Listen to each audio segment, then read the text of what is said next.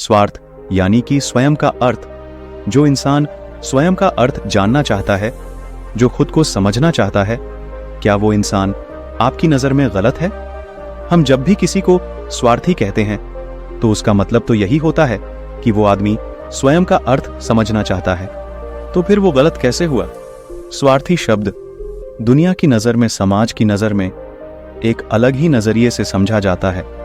अक्सर हम अपने आसपास ऐसे बहुत से लोगों को देखते हैं जो स्वभाव से बहुत अच्छे प्रतीत होते हैं, यानी कि सब लोगों की मदद करते हैं, सबसे अच्छा व्यवहार रखते हैं।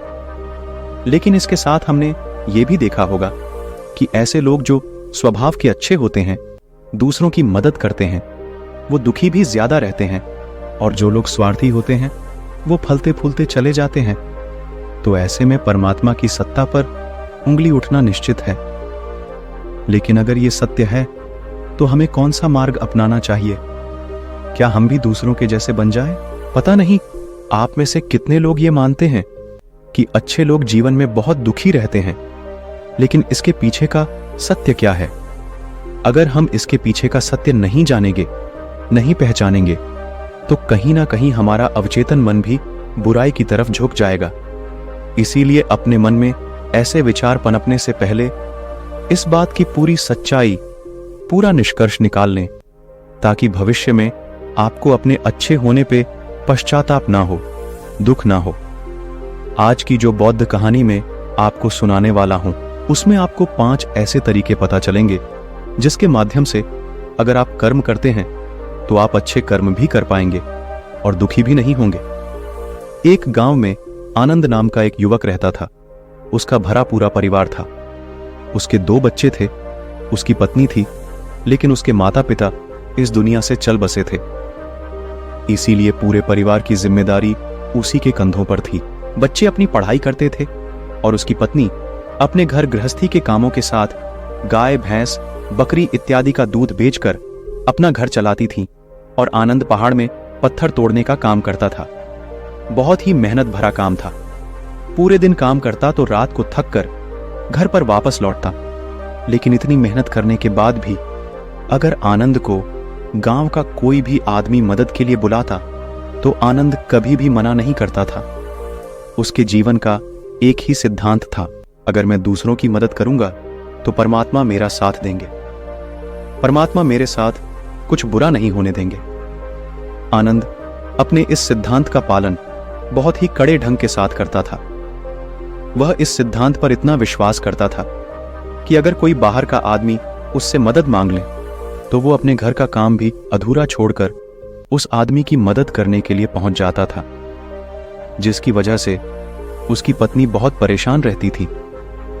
वो अक्सर आनंद को समझाने की कोशिश करती थी कि सबसे पहले अपना काम करो, अपने परिवार को देखो, 2 बच्चे हैं हमारे, और फिर भी तुम दूसरों के काम करने में लगे रहते हो। अरे अपने घर को तो संभालो, अपना घर संभल नहीं रहा, दूसरों की मदद करने चले हैं। और जब ऐसी बातें आनंद के कानों में पड़ती तो उसके हृदय में कांटा चुभने लगता था और उन दोनों में लड़ाई झगड़ा शुरू हो जाता था। अक्सर उनके लड़ाई झगड़े का यही सबसे बड़ा कारण होता था। लेकिन ना तो आनंद अपने आप को बदल पाया और ना ही उसकी पत्नी ने उसको समझाना कभी बंद किया। इसी वजह से आए दिन उनके घर में क्लेश होता रहता था। जहां तक उस गांव वालों की बात थी तो वो आनंद के स्वभाव को जानते थे और वो जानबूझकर जो काम आसान भी होता था, जो उनके सामर्थ्य में भी होता था, उस काम के लिए भी वो आनंद को बुलाते थे ताकि उन्हें कम मेहनत करनी पड़े। कहने का अर्थ ये है कि गांव वाले आनंद की इस शिष्टाचार का फायदा उठाते थे, लाभ उठाते थे और सब पीछे से उसका मजाक भी उड़ाते थे, उसे बेवकूफ कहते थे। ऐसे ही समय बीतता रहा और एक दिन आनंद की पत्नी बहुत ज्यादा बीमार पड़ गई। आनंद से जो कुछ भी सेवा हो सकती थी उसने वो सब अपनी पत्नी के लिए किया। उसने गांव के वैद्य को बुलाकर अपनी पत्नी की जांच करवाई, लेकिन ये रोग उस वैद्य की पकड़ के बाहर था। इसीलिए उस वैद्य ने कहा कि तुम अपनी पत्नी को नगर में जाकर किसी बड़े वैद्य को दिखाओ, तभी तुम्हारी पत्नी की जान बच सकती है। जल्द से जल्द नगर पहुंचने की व्यवस्था करो, नहीं तो तुम्हारी पत्नी के प्राण संकट में हो जाएंगे। ये सुनकर आनंद के पैरों तले जमीन फिसल गई। उसने ये नहीं सोचा था कि उसकी पत्नी के प्राण संकट में हैं। वो सोच रहा था कि कोई साधारण सा रोग होगा जिसका इलाज हो जाएगा। लेकिन जब उसने वैद्य की यह बात सुनी तो वो घबरा गया। अब पत्नी को नगर तक कैसे लेकर जाएं? क्योंकि उसके पास इतना धन नहीं था कि वो अपनी पत्नी के लिए एक घोड़ा गाड़ी करके उसमें अपनी पत्नी को लिटाकर नगर में ले जा सके। उसकी पत्नी की हालत बिल्कुल चलने की भी नहीं थी, इसलिए उसे नगर पहुंचाने के लिए किसी घोड़ा गाड़ी की जरूरत थी। संयोग से उसके पड़ोसी धम्मू के पास एक घोड़ा गाड़ी थी। वो अक्सर व्यापार के लिए अपनी घोड़ा गाड़ी नगर में लेकर जाया करता था। इसीलिए आनंद के मन में विचार आया कि मैं धम्मू की घोड़ा गाड़ी ले सकता हूं। मैं धम्मू की इतनी मदद करता हूं, कभी उसके काम को नहीं टालता, तो वो तो मेरे काम को कभी मना ही नहीं कर सकता। और यही सोचकर वो घोड़ा गाड़ी लेने के लिए धम्मू के पास पहुंच जाता है। लेकिन धम्मू बहुत ही चालाक इंसान था। वो बिना किराए के अपनी घोड़ा गाड़ी अपने सगे संबंधियों के लिए भी नहीं ले जाता था, तो आनंद की तो दूर की बात रही। जब आनंद ने उससे घोड़ा गाड़ी के बारे में पूछा तो उसने ये कहकर उसका ये काम टाल दिया कि मेरे घोड़े बहुत ज्यादा बीमार हैं, वो शायद बच भी मुश्किल से पाएंगे। 5 दिनों से वो कुछ नहीं खा रहे, तो ऐसे में बेचारा घोड़ा गाड़ी लेकर कहाँ नगर तक पहुंच पाएगा। हाँ, अगर तुम कुछ धन की व्यवस्था कर सकते हो तो मैं अपने एक मित्र की घोड़ा गाड़ी तुम्हारे लिए मंगवा सकता हूं। यह सुनकर आनंद परेशान और चिंतित हो गया, क्योंकि उसके पास धन तो था ही नहीं। इसका मतलब उसकी पत्नी बड़े नगर में वैद्य के पास इलाज के लिए पहुंच ही नहीं पाएगी। उलझन भरे हुए विचार लिए हुए जब आनंद वापस आ रहा था तो उसने एक दिल दहला देने वाला दृश्य देखा। उसने देखा कि धम्मू के घोड़े, जो धम्मू के अनुसार बीमार थे और कुछ खा भी नहीं रहे थे, वहीं घोड़े गांव का ही एक युवक उसकी बांट से खोलकर बाहर ला रहा था और गाड़ी में उसको जोत रहा था। यह देखकर पहले तो आनंद को कुछ समझ में नहीं आया।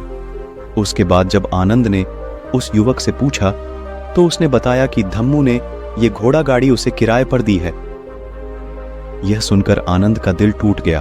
उसने कभी सपने में भी नहीं सोचा था कि उसका सबसे अच्छा मित्र धम्मू उसके साथ ऐसा कर सकता है। हालांकि यह इस बात पर दुखी होने का वक्त नहीं था, इसीलिए आनंद वहां से जल्दी से लौट जाता है और गांव के ही एक सेठ के पास जाकर कुछ धन उधार लेकर धम्मू को दे देता है। धनु अपने मित्र की घोड़ा गाड़ी मंगवा देता है, जिसके बाद वो अपनी पत्नी को वैद्य के पास नगर में ले जाता है।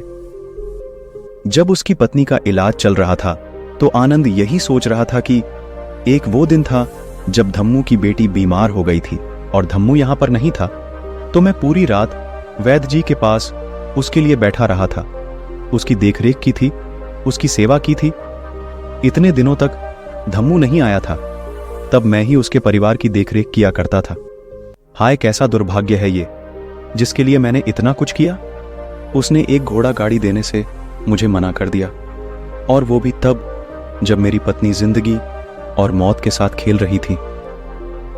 कुछ देर बाद वैद्य बाहर आकर आनंद को एक बहुत बुरी खबर देता है।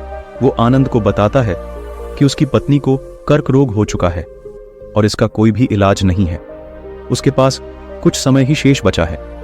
ये सुनकर आनंद दुखी होकर वहीं जमीन पर बैठ गया। उसकी पूरी दुनिया उजड़ने वाली थी और उसे कोई रास्ता नजर नहीं आ रहा था। कुछ समय बाद उसकी पत्नी चल बसी और अब दोनों बच्चों की जिम्मेदारी उसके कंधों पर आ गई थी। लेकिन यहां पर आनंद के सारे सिद्धांत टूट चुके थे, उसके सारे भ्रम खत्म हो चुके थे। अब उसके दिमाग में एक ही बात थी कि अच्छा कर्म करने से परमात्मा साथ नहीं देता, बल्कि बुरे लोग फलते फूलते हैं, और इस बात का मैं सबसे बड़ा गवाह हूं। ये विचार अक्सर उसके दिमाग में चलते रहते थे और इसी वजह से उसका मन धीरे धीरे संन्यस्त हो गया, देश दुनिया से दूर हट गया। और एक दिन ऐसा भी आया जब वो अपने बच्चों को अपने रिश्तेदारों के पास छोड़कर इस देश दुनिया को त्याग कर एक सन्यासी बनने के लिए घर से निकल पड़ा। उसने गांव में किसी को कुछ नहीं बताया। किसी को नहीं पता था कि आनंद अचानक कहां गायब हो गया। सन्यास की दीक्षा लेने के लिए वो एक बौद्ध भिक्षु के पास पहुंचता है बौद्ध भिक्षु उस समय ध्यान में बैठे हुए थे। ध्यान से बाहर आने के बाद वो बड़े ध्यान से आनंद के चेहरे को देखते हैं और उससे सन्यासी बनने का कारण पूछते हैं। इस पर आनंद उन्हें अपनी पूरी आपबीती सुना देता है और कहता है कि हे महात्मा, इस दुनिया से मुझे कुछ भी हासिल नहीं हुआ। मेरा मन इस दुनिया से विरक्त हो चुका है। जब अपने दोस्तों ने ही मेरा साथ नहीं दिया तो इस दुनिया में रहने का क्या मतलब? और इसी वजह से मैं सन्यासी बनना चाहता हूं। यह सुनने के बाद बौद्ध भिक्षु ने उपदेश देना शुरू किया। उन्होंने कहा कि याद रखना बेटा, जीवन से विरक्त होकर सन्यासी बनना तुम्हें परम सुख तक कभी नहीं पहुंचा सकता, परमानंद तक कभी नहीं पहुंचा सकता। तुम दुनिया से अपने मन पर एक बोझ लेकर विरक्त हुए हो। तुम दुनिया से परमात्मा की खोज करने के लिए विरक्त नहीं हुए हो। इस भ्रम में कभी मत रहना। तुम संसार से विरक्त हुए हो क्योंकि संसार ने तुम्हें धोखा दिया, ऐसा तुम्हें लगता है। इसीलिए तुम परमात्मा पे कभी विश्वास नहीं कर पाओगे और ना ही उन पर अपनी पूर्ण आस्था बना पाओगे। इसीलिए सन्यासी होने का भी तुम पूरा लाभ कभी नहीं उठा पाओगे। सन्यासी होने का लाभ तब मिलता है जब हमारी प्रभु में, परमेश्वर में, परमात्मा में पूर्ण आस्था बन जाती है। मैं तुमसे पूछता हूं, क्या तुम्हारी आस्था परमात्मा में है? यह सुनकर आनंद कहता है कि हे महात्मा, मैं तो दुनिया देख कर आया हूं कि जो बुरे कर्म करता है वो फलता फूलता है और जो अच्छा काम करता है उसे कुछ भी नहीं देता। परमात्मा उसे दुख ही दुख देता है। इसीलिए मैं परमात्मा पर अपनी पूर्ण आस्था कैसे बना सकता हूं? यह सुनकर उस बौद्ध भिक्षु ने कहा कि यही तो मैं तुम्हें समझाना चाहता हूं कि तुम पूरी ऊर्जा अपनी सन्यासी जीवन में लगाओ और उसके बाद भी तुम्हें फल प्राप्त ना हो तो तुम्हें कैसा लगेगा।